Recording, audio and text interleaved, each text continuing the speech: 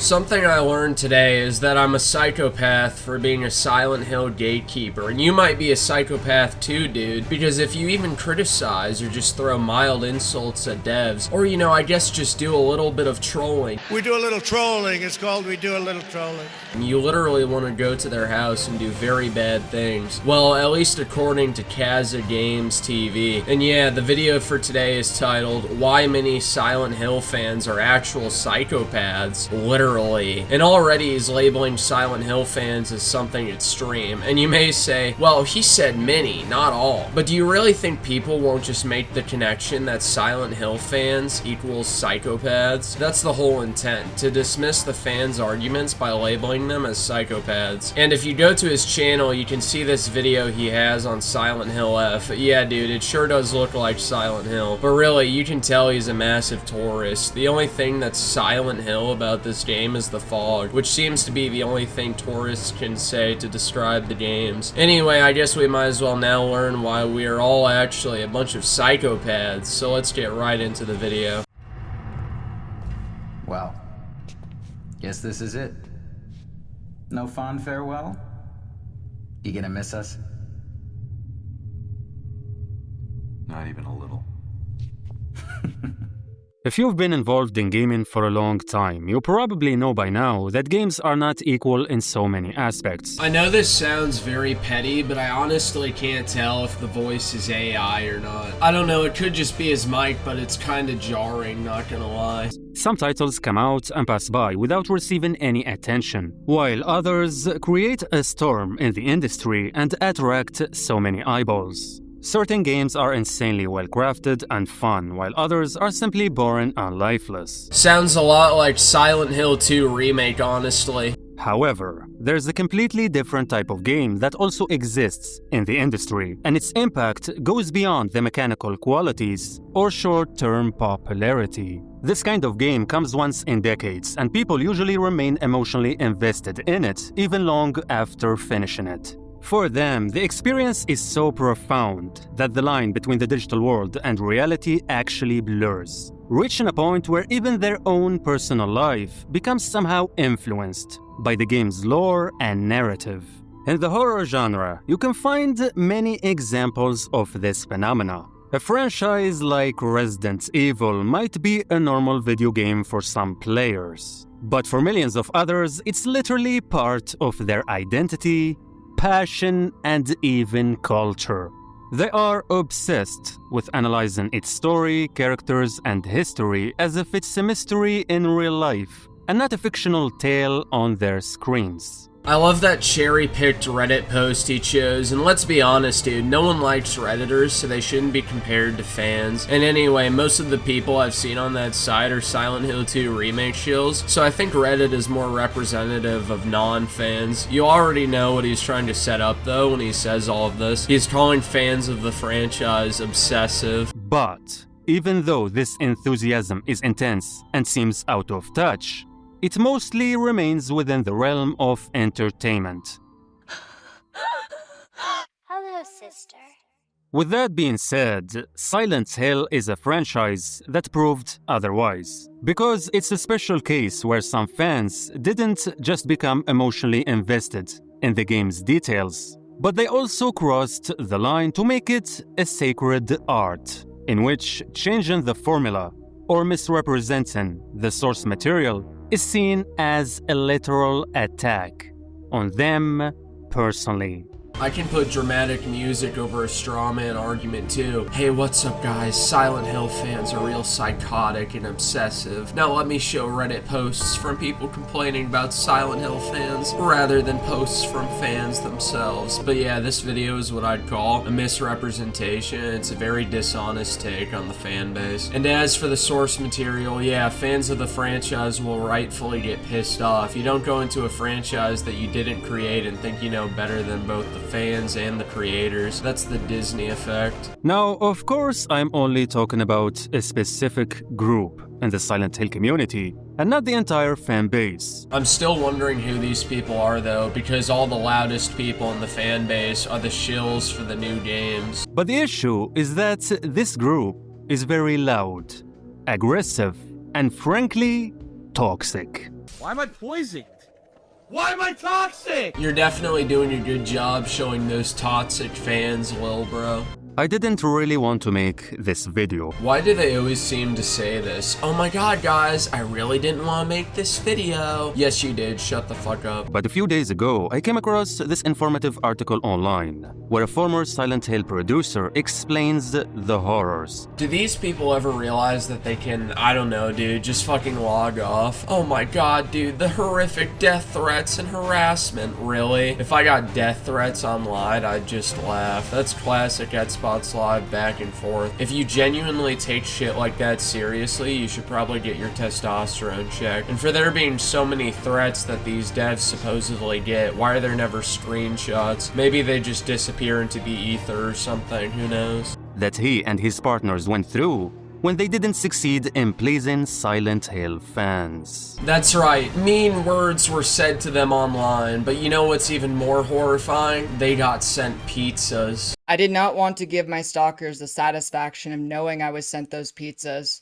As a result, I decided today to talk a little bit about the various groups of people in this fanbase, how they differ, and how some of them are literally a pain in the butt for anyone who engages with them. I think the new Silent Hill shills are the actual pain in the ass. Yikes, Sweaty, you didn't like the new Soylent Hill? Why can't you just be happy? These are the types of people that I see, but I guess we'll just conveniently ignore that. So please don't take it personally, because this is not about regular fans. It's about the crazy minority that you and I know very well. No, I really don't know them very well, but enlighten us, Queen. Anyway, without further ado, let's start.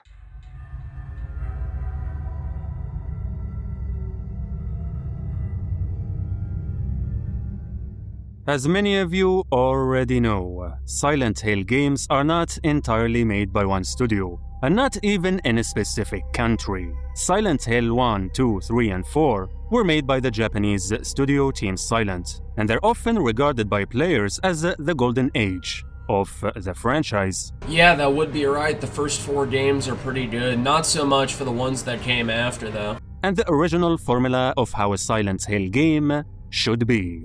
However, this team was eventually disbanded due to the relative failure of Silent Hill 4, and Konami decided to assign Western developers to make the next Silent Hill games, hoping that it would give the franchise a fresh start. Nevertheless, the results were obviously miserable, and the games kept declining year after year, despite changing the studios over and over. Yeah, so you can probably see why a lot of people are pissed off with the state of Silent Hill, but wait, dude, no, those are just psychopaths. But even though the quality played a crucial role in these games' failure, the aggressive nature of the fans also made it harder for the developers to freely apply their new ideas without alienating the players who admire the original Japanese games. Yeah, dude, those poor fucking babies, they have to cater to the fans? Oh my god, get them some binkies, please. Maybe some milk and a blanket, too. One of the people who struggled with this issue is Tom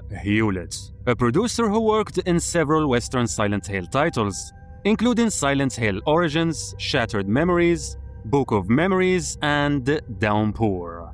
Tom knew from the very beginning that pleasing the fanbase was not an easy task. Yeah, it's not very easy to get something like Silent Hill right, especially when it's very much a Japanese style of horror. But instead of apologizing for doing a poor job, he whines about mud death threats. And honestly, if you just look at Silent Hill Origins, you can see how much it gets wrong. It's not even possible to make a prequel to Silent Hill if you've played the first game, but I'm sure non-fans wouldn't know this. But what he didn't expect was that many fans are deeply attached to the early Japanese games, to the extent that any change in tone, style, and direction can basically trigger them. This is being very dishonest because it's not just changes that pissed off fans, but also the fact that a lot of these games are considered to be complete shit by a lot of people. If we're going into remakes though, like Silent Hill 2 Remake, why are you changing aspects of the original game? It's not made by the original dev team, and these new devs should respect the source material. But no, they got arrogant. Or another game like Silent Hill Origins, as I said before. Why are you making a prequel to Silent Hill 1 when the town only became how it is once Henry entered it? Not to mention the butchering of Alessa's character. And again, he keeps showing all these posts throughout the video saying how toxic the Silent Hill fan base is, yet he never actually shows the supposed toxic people in the fan base. And if you can't even show that, I have no reason to take you seriously for a second. In fact, if you go back to the 2000s, you'll find that many people saw the transition from Team Silent to Western Studios as a literal betrayal. Oh look, it's one of those toxic fans. Although not really toxic because it's just a statement, but whatever. Does it not make sense though that fans felt betrayed? I'm sure a lot of Star Wars fans felt betrayed when Disney fucked up their franchise. People shockingly don't like when their cereal is pissed in. And they felt like they were stabbed in the back by Konami. Tom stated that fans were skeptical of the Western capabilities in handling such a game, which led them to criticize any small aspect that they considered a deviation from the original formula. The key word here is criticism. That's what they're doing, criticizing aspects of the games. All these devs have to do is say, hey, we hear your criticism and we'll take it into consideration in our future games. But I guess whining is easier. One of the examples he mentioned is Shattered Memories, which was meant to be a reimagined version of the first game, but with new mechanics and more psychological influence. Harry.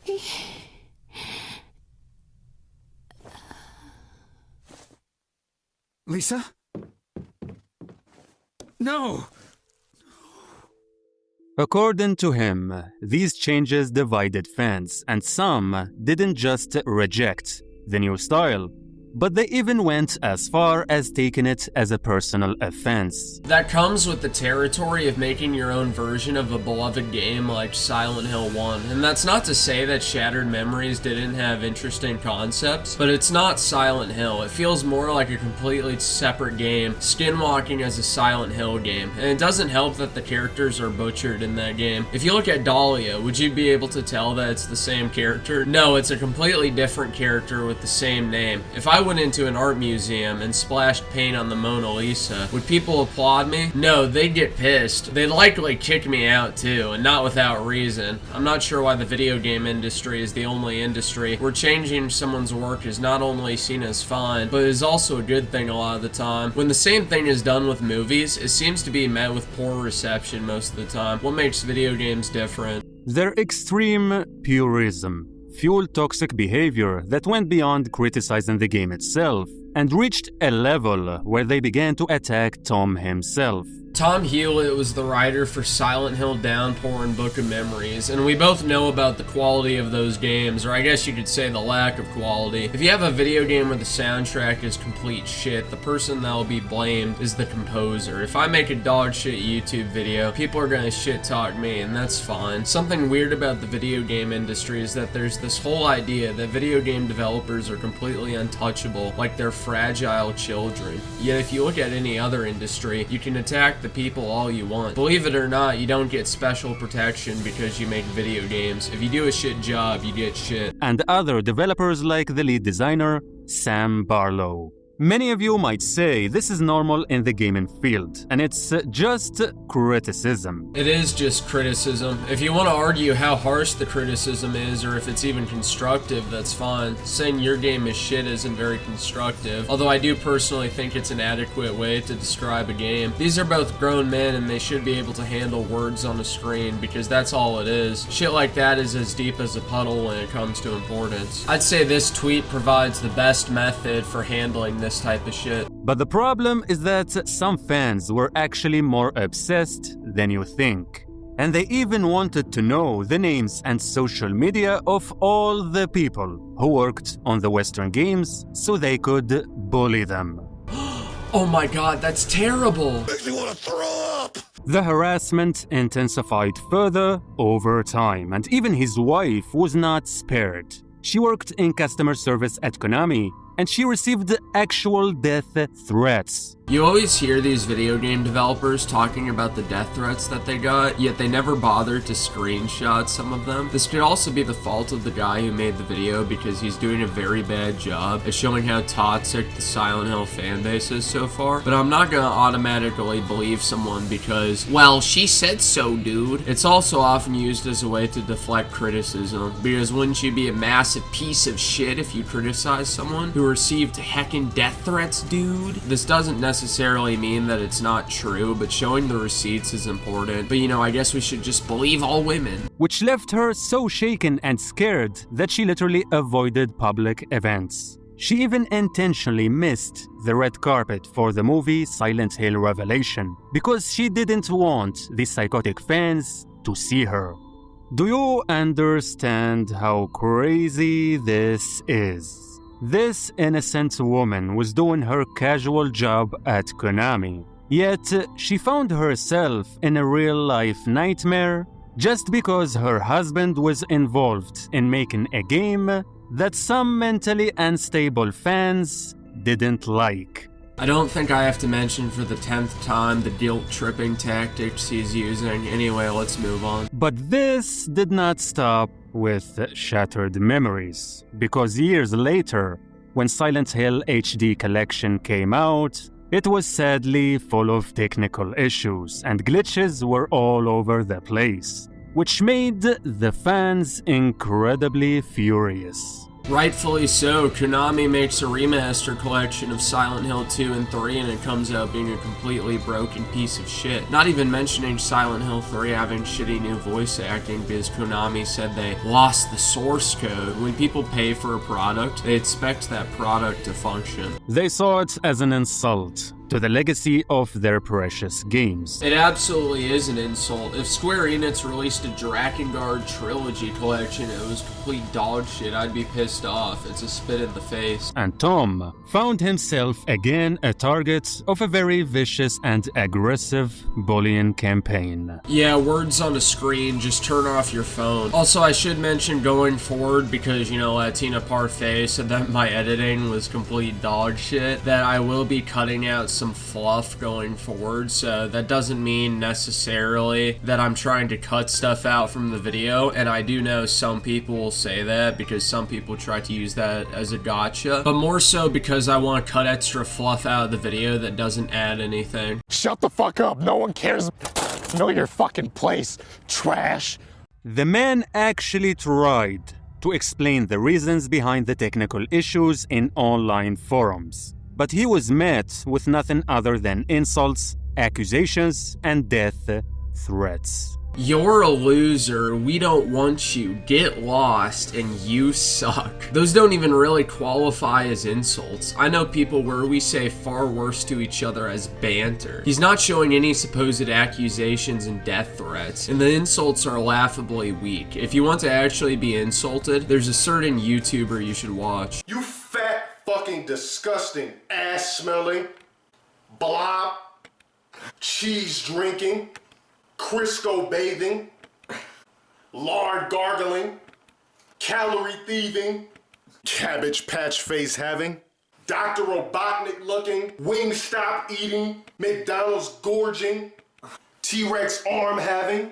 These violent attacks were not only directed at him, but also at his innocent wife, who basically has nothing to do with anything. This is again guilt-tripping by using the innocent puppy tactic, and if those are violent attacks, then I've probably been murdered online. This is very sad, because Tom at that time was already dealing with personal struggles, and he had to be around his wife because she went through surgery and she needed his support. This forced him to take time off before the game's launch, which limited his ability to address the technical issues. And even though he actually suggested solutions and did not want the game to be released in that state, the publishers simply didn't care about his concerns, and he still received the blame for Konami's decisions. Konami is pretty shit, that's obvious. I'm still not a big fan of Konami for disbanding Team Silent after Silent Hill 4. And these days I see Silent Hill fans shitting on Konami rather than individual people. Maybe I missed out on some big drama back when these games released because I'm pretty young, but I'm not seeing anything other than shit talk. And as I said, it's words on a screen. It can be ignored. If there's real life consequences, that's different, but if it's just internet shit, it's meaningless. Tom made it clear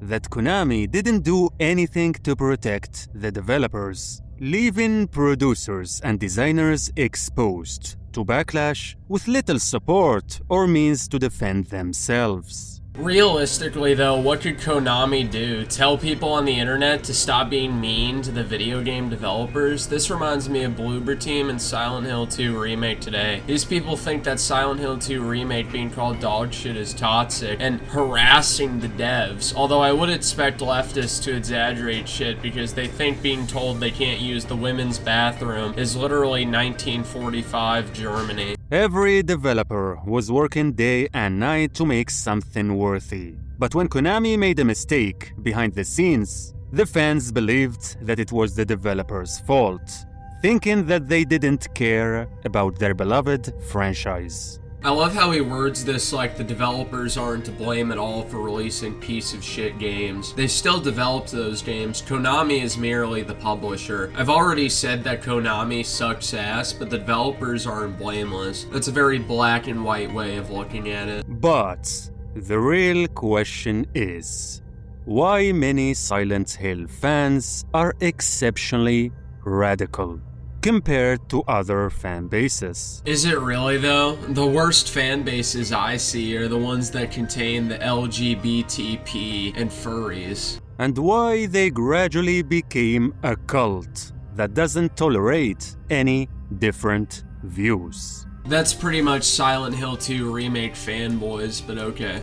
Well, to answer this, we need to understand the different types of fans that have appeared since the early 2000s and how they think. The next minute or so is pretty boring as he just goes into the history of the first 4 games, so I'm just gonna skip that and go ahead. However, when Team Silent was shut down in 2005, fans did not receive this news lightly, because what Konami did not know is that the games of this team have a cult following. And when I say the word cult, I mean it.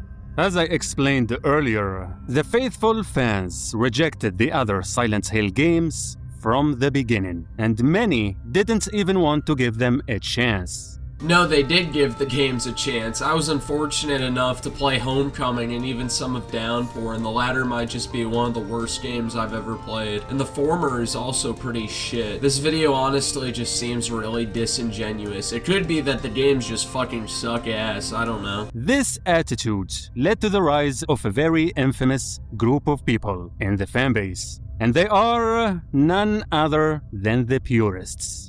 The purists believe that the early entries of Silent Hill are the definitive experience, and they are convinced that the storylines in the original 4 games are the only proper way to make a Silent Hill game. Yeah, I'd say that. We've been shown over the past 20 years that the Western developers make everything worse, from the story to the atmosphere and even to the combat. I don't know how Homecoming somehow had worse combat than the original games, but it found a way. Some of them even believe that elements like the fixed camera view are essential in the experience, which is why they feel that the modern entries seem bizarre and separate from the original formula. Well, it's actually only one of many reasons, but I do agree that Silent Hill should have fixed camera angles. Hack and slash and survival horror games worked really well with the fixed camera back then. It's a stylistic choice, and I'm tired of it being seen as outdated because the modern audience can't handle it. These extreme standards made it hard for new developers to create a game that could match the spirit of the older ones while also expanding the base of customers. C-A-P.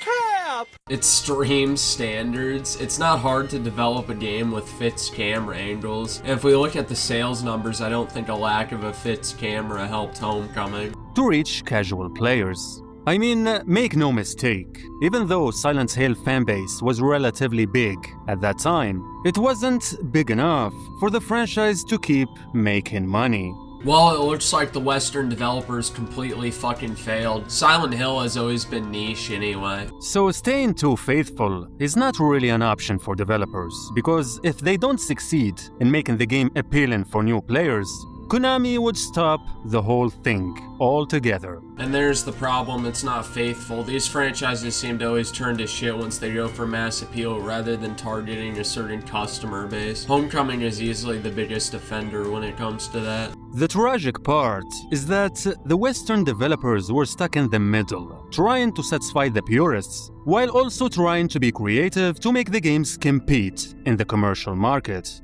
But this backfired because it resulted in producing distorted versions of Silent Hill that alienated everyone. Yeah, it's almost like mass appeal is impossible because when you try to appeal to everyone, you appeal to no one. The exaggerated demands from the purists were simply too much to handle. They didn't want jump scares and action to be central in the games. They didn't want Pyramid Head to be used outside Silent Hill 2 because it ruins his legacy. Well, you know, it's almost like Pyramid Head was something that was exclusive to James and it doesn't really make sense outside of that game. They didn't want the lore to expand beyond the Order cult, and they didn't want the sound designs to shift from the style of Team Silent. They simply wanted new games, but with the same lore and old psychological horror. Whoa, what? You want these Western devs to respect the source material? What the fuck's wrong with you, you piece of shit? Which is reasonable, but the problem was that their minds were always fixated on the original 4 games, and didn't really know what they wanted outside that box. What people wanted was something like the original games, and dude, look at that straw man Reddit post. I haven't seen any OG Silent Hill fans saying they wanted Silent Hill 2 to be remade like RE2, only these tourists.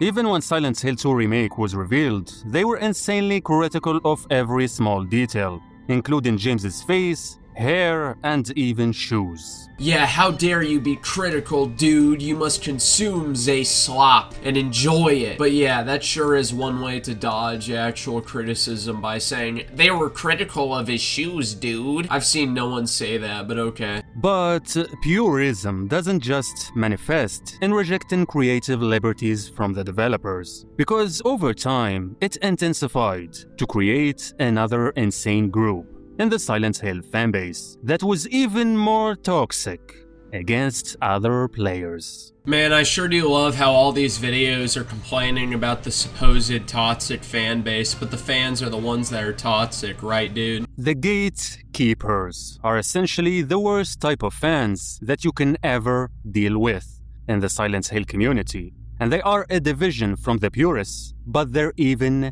crazier. Yeah, they want to keep out people who ruin their favorite franchises. What a bunch of crazies, right? See, this video is a perfect example for why gatekeeping needs to return. I hate this entitled mentality when it comes to these people. No one's stopping you from enjoying these garbage games. It's words on a screen after all. Doesn't mean people won't shit on you for having bad taste though. The reason for this is because their negative impact reaches everyone, including both players and developers. Just like the purists, they reject any creative liberty from new developers, but they also reject any opinion from new gamers who started playing Silent Hill games after the Team Silent era. Seems fine to me. As I said, nothing wrong with gatekeeping, and that's coming from someone who started playing the games in 2019. In their perspective, new players who didn't live through the birth of Silent Hill and its early chapters can never really understand the beauty of the game and what made it special.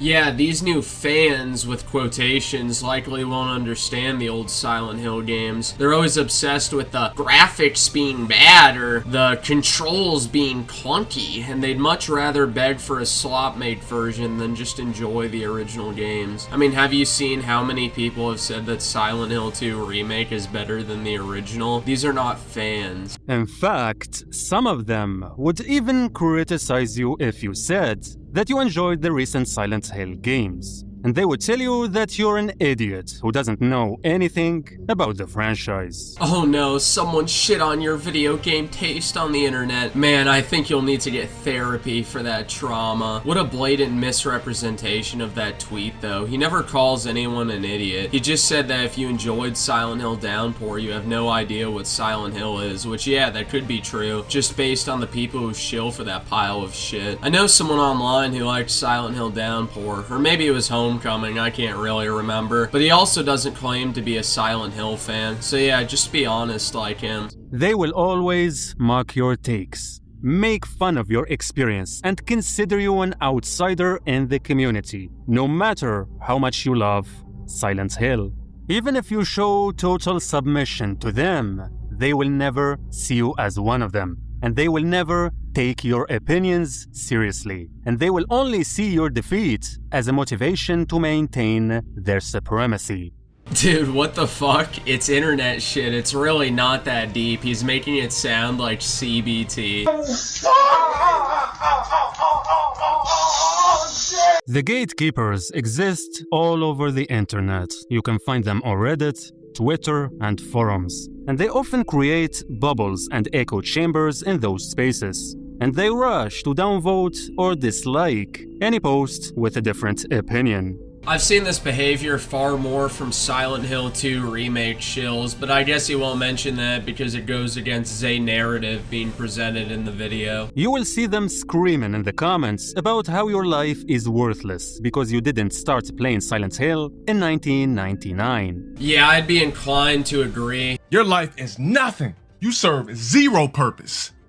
You should kill yourself now. And sometimes they will push you to avoid playing Silent Hill by claiming that you can't get its deep psychology. Okay, then just play the games anyway if you really want to. It's words on a screen, as I said, who cares? The toxic behavior of gatekeepers have actually resulted in intimidating newcomers and casual fans, leading them to walk away from the Silent Hill universe or be scared to express their ideas and theories about the lore. I'm an Ellie! Oh my god, guys, I'm too scared to express my opinion on the Silent Hill War because I'll get cancelled. It's the internet, grow up. I know people call me a fetus, but this is genuine baby behavior. And speaking of the lore, this leads us to another group in the Silent Hill fanbase, and it's even worse than the previous two.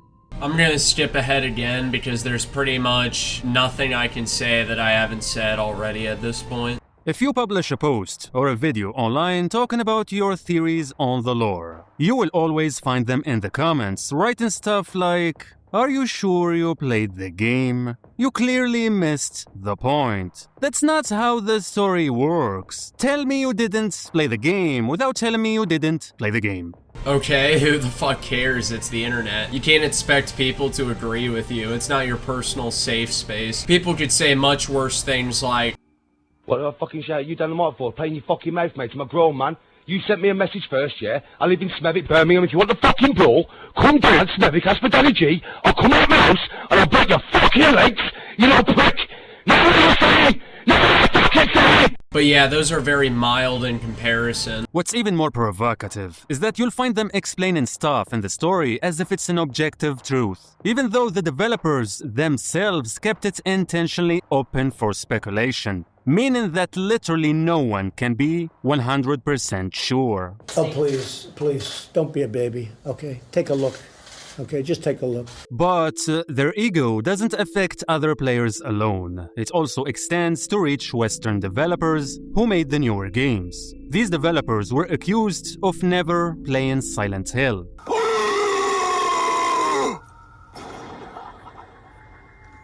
Oh no! Wilbro is acting like the developers got hit with cupcake accusations. If someone told me I didn't play a video game, I'd just say, yes I did, retard. It's not a big deal, Wilbro, like come on. And misunderstanding the lore, even though someone like Tom was a gamer his whole life, and he loved Silent Hill from the beginning. Well, he didn't do a very good job, did he? I'm a Silent Hill fan, and I wouldn't even trust myself to make a Silent Hill game. So, the lore supremacists are some of the most annoying and obnoxious people in the community. And they played a big role in bullying and tormenting new players, pushing them to be hesitant to join the lore discussion because they think that they will get laughed at.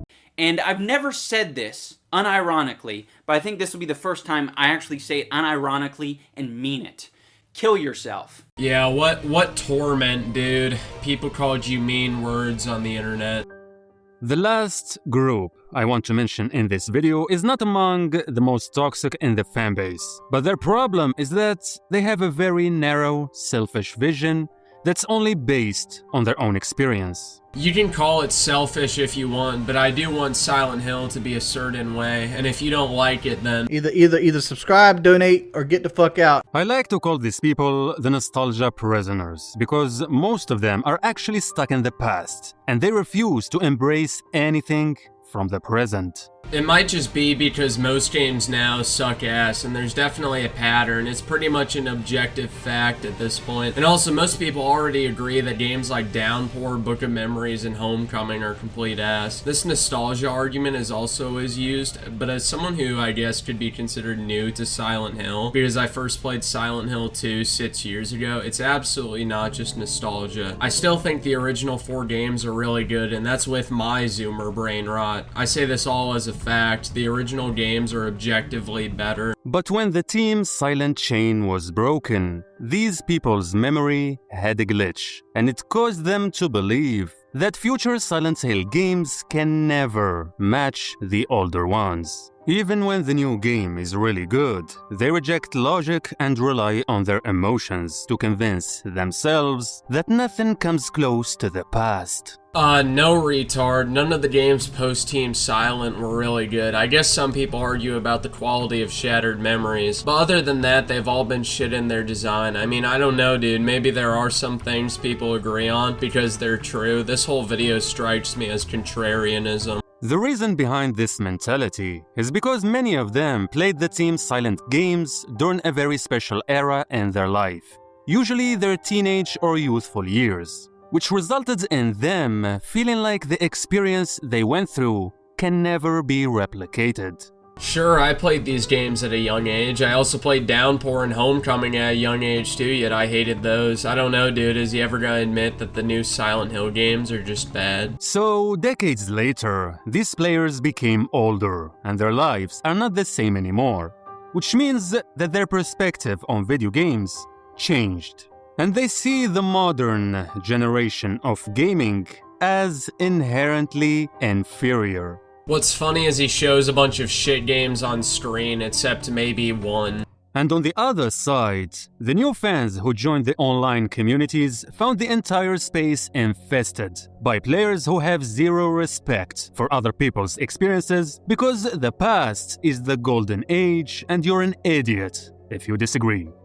Cope, seethe, and dilate. So in summary, guys, the Silent Hill fanbase actually has some serious problems that indirectly had a very negative influence on the franchise's revival over the years. Well, here's hoping Silent Hill gets killed again and Konami doesn't bring it back this time, because after Silent Hill 4, if you ask me, the franchise should have just ended. Everything after sucks ass. The developers were demonized, new players were made fun of, and the debates took place in bubbles in which certain opinions are dominant by default. In fact, I'm actually risking my life by making this video, because I'm confident that Silent Hill purists, gatekeepers, and lore supremacists will not take this lightly, and they will definitely find me and target my family.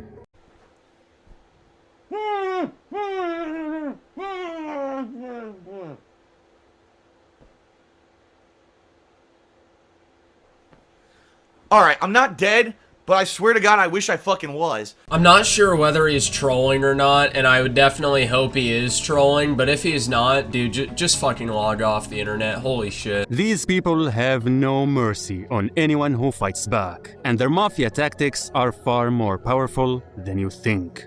Anyway, Please like this video. No. Anyway, that's the end of that video, and I'm definitely tired of editing. I'll try to get more videos out closer to each other, but you know, in the meantime, here's a long one. Also, the support is definitely much appreciated. I'm pretty shocked to see that my Gar of the Rage video has gotten over 1,000 views, so big ups for that one. Anyway, bye.